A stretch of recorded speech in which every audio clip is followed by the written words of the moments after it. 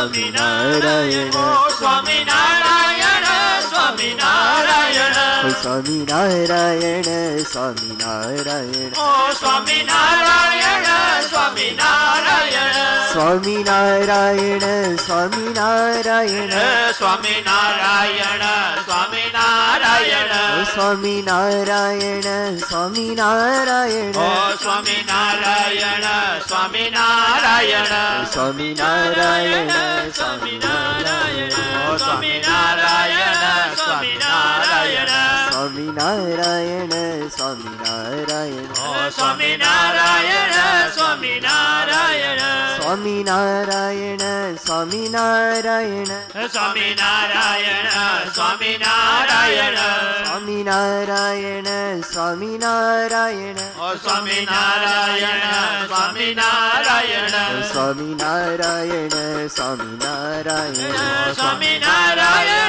સ્વામિનારાયણ સ્વામિનારાયણ સ્વામિનારાયણ સ્વામિનારાયણ સ્વામિનારાયણ ઘનશ્યામ મહારાજ આજની સભાના સ્પોન્સર છે ત્રણ સ્પોન્સર છે મુકેશભાઈ વડવાળાની દીકરી ખુશ્બુની બર્થડે અને સાથે સાથે એમના પપ્પાના શ્રાદ્ધના નિમિત્તે એમણે સભા સ્પોન્સર કરી છે.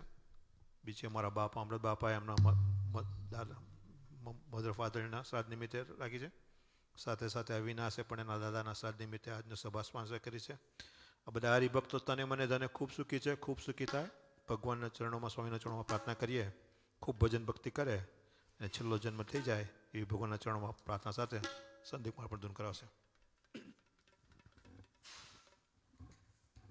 મૂર્તિ સંભારીને બોલો સ્વામિનારાયણ. મૂર્તિ સંભાળીને બોલો સ્વામિનારાયણ. મૂર્તિ સંભારીને બોલો સ્વામિનારાયણ.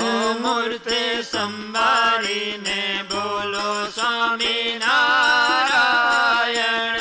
સ્વામિનારાયણ સ્વામિનારાયણ સ્વામિનારાયણ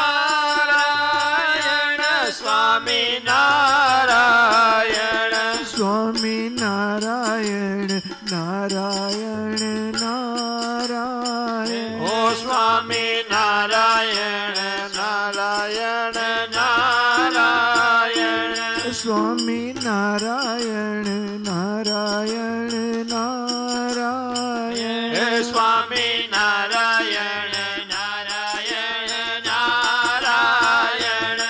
સ્વામિનારાયણ સ્વામિનારાયણ. સ્વામિનારાયણ સ્વામિનારાયણ. સ્વામિનારાયણ સ્વામિનારાયણ. ઓ સ્વામિનારાયણ સ્વામિનારાયણ. સ્વામિનારાયણ નારાયણ નારાયણ. ઓ સ્વામિનારાયણ નારાયણ નારાયણ. સ્વામિનારાયણ નારાયણ નારાયણ. ઓ સ્વામિનારાયણ નારાયણ નારાયણ.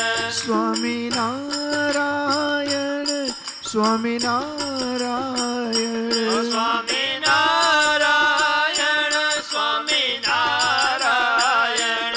સ્વામિનારાયણ નારાયણ નારાયણ. ઓ સ્વામિનારાયણ નારાયણ નારાયણ. સ્વામિનારાયણ નારાયણ નારાયણ. ઓ સ્વામિનારાયણ નારાયણ નારાયણ.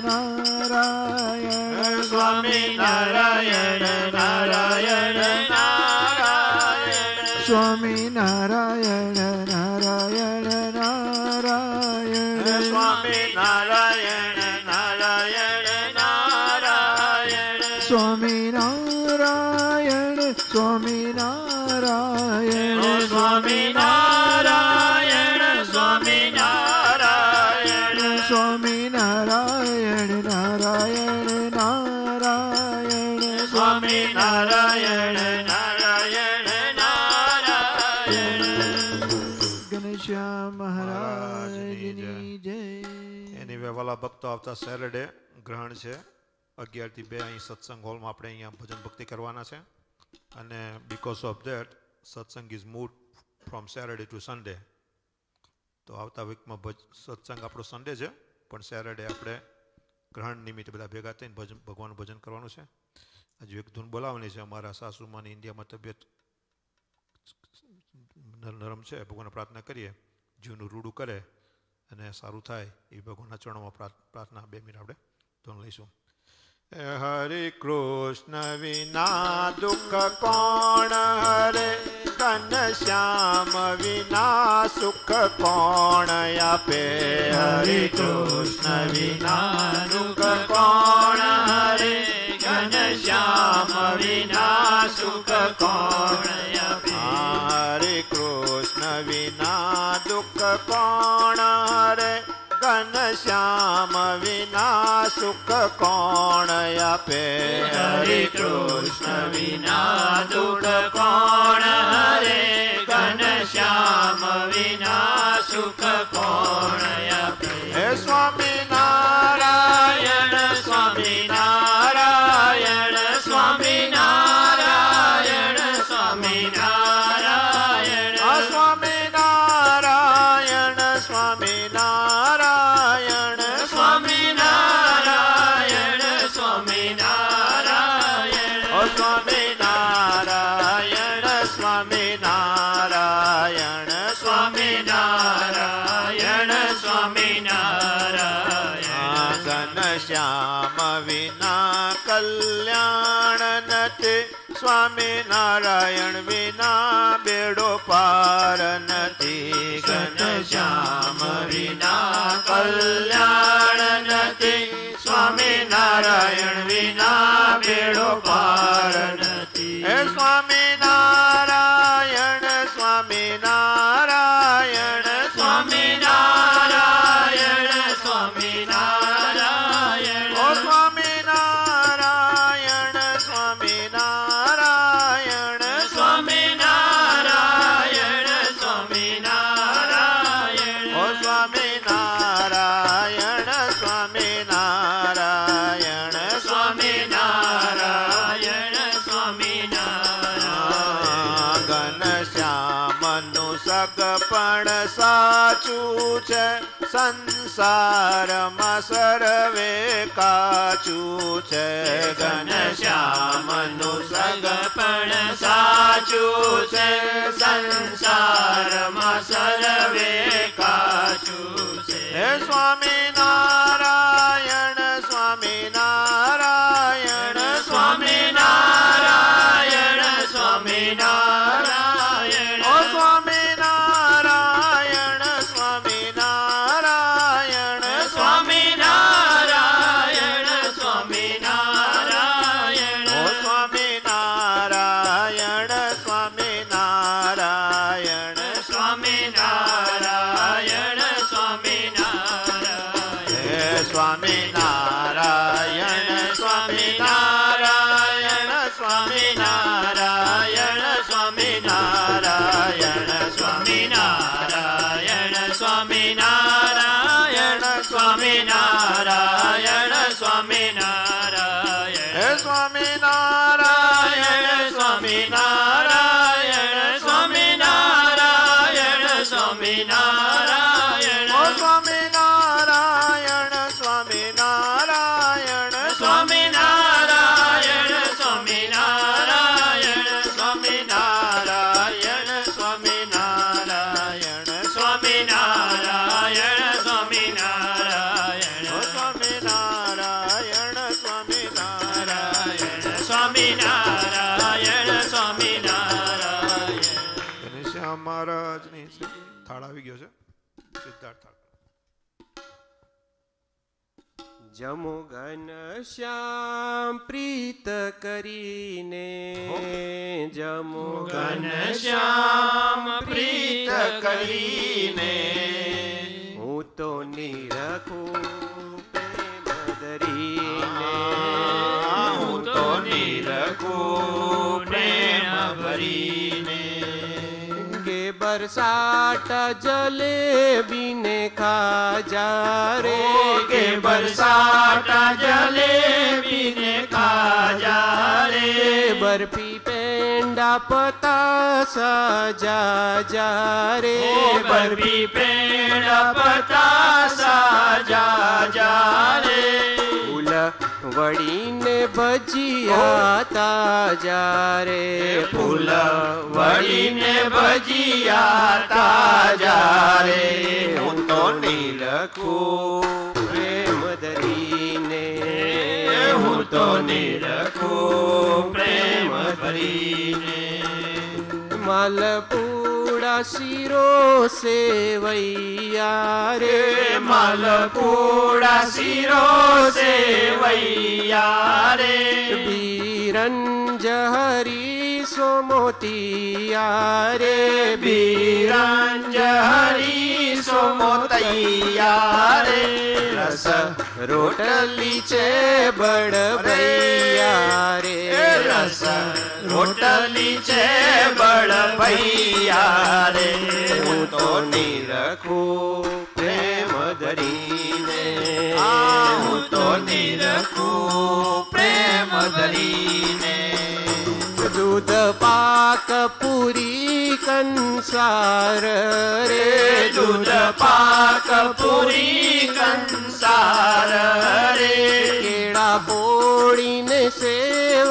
છે સાર રે કેળા પોળીને સેવ છે સાર રે નરમ દાળ વડાને સુખકાર નરમ દાળ વડાને સુખકાર રે હું તો નિરખું પ્રેમ ધરીને હું તો નિરખું પ્રેમ ધરીને કઢી વડી કરી છે પ્યારી રે કઢી વડી કરી છે પ્યારી રે રૂડું રાઈ તું બાજી છે સારી રે રૂડું રાય તું બાજી છે સારી રે વાલોડ વંતાક મેલવ ગારી રે વાલોડ વંતાક મેલવ ગારી રે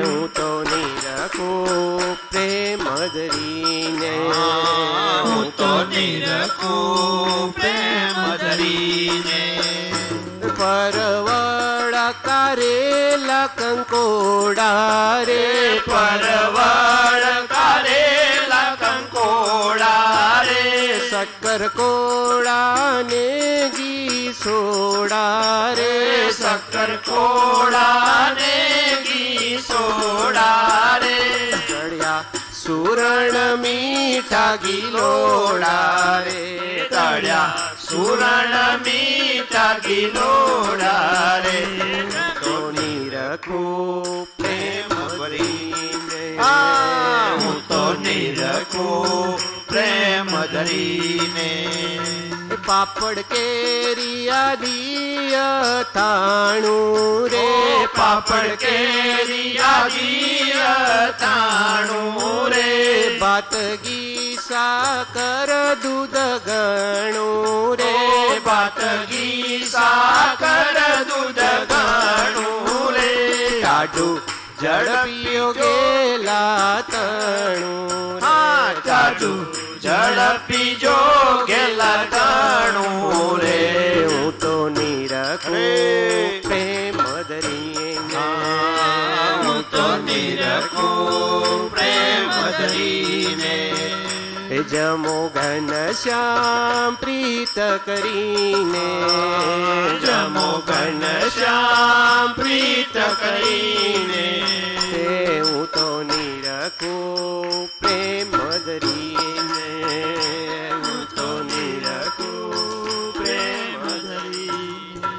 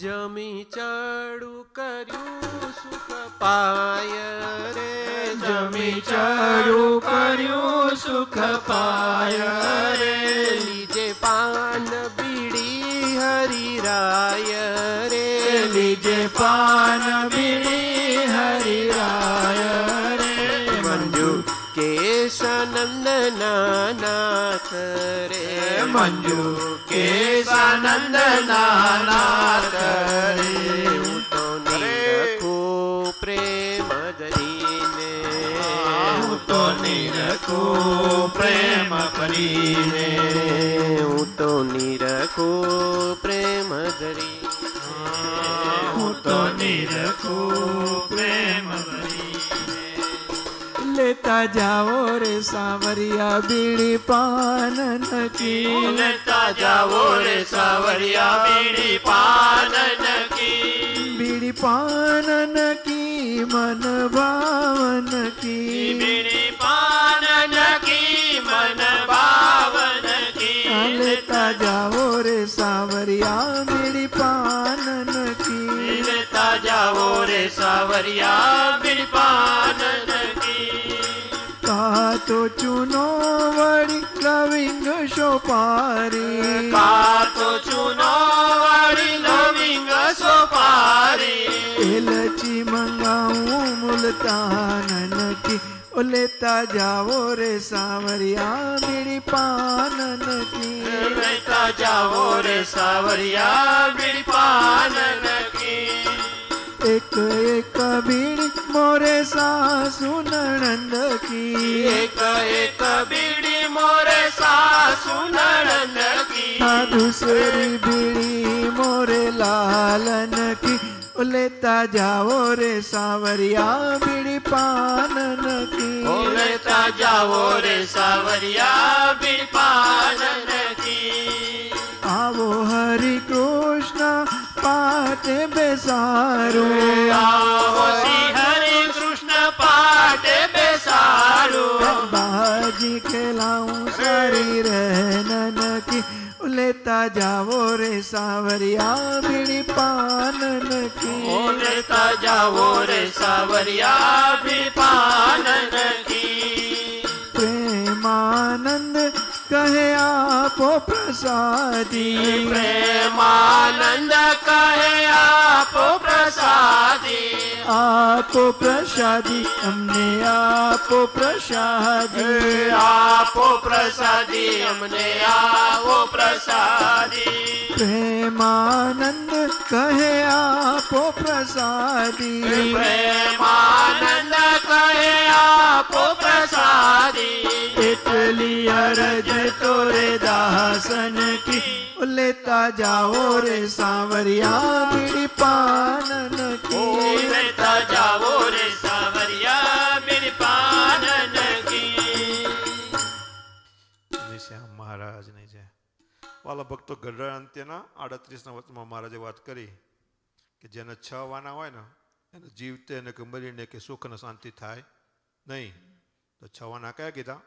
દ્રવ્યાધિકનો લોભ, સ્ત્રીની વિશે બેઠા ઉઠ્યાની વાસના, જીવવાની વિશે રસાસ્વાદ, દેહાભિમાન, કુસંગી માહિત રહી જાય અને સંબંધી માહિત રહી જાય.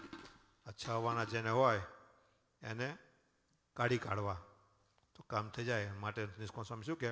માટે મોટા સંતને મળી વળી ટાળવી સર્વે ભૂલ, નિષ્કુળાનંદ કહે ન ખોઈએ અવસર આવો અમૂલ્ય. તો ભગવાન ભજ છેલ્લો જન્મ કર્યો. આરતી થાય તારી મુકેશભાઈ આપણે 2 મિનિટ કરાવશે. સ્વામિનારાયણ સ્વામિનારાયણ સ્વામિનારાયણ સ્વામિનારાયણ સ્વામિનારાયણ સ્વામિનારાયણ સ્વામિનારાયણ સ્વામિનારાયણ સ્વામિનારાયણ સ્વામિનારાયણ સ્વામિનારાયણ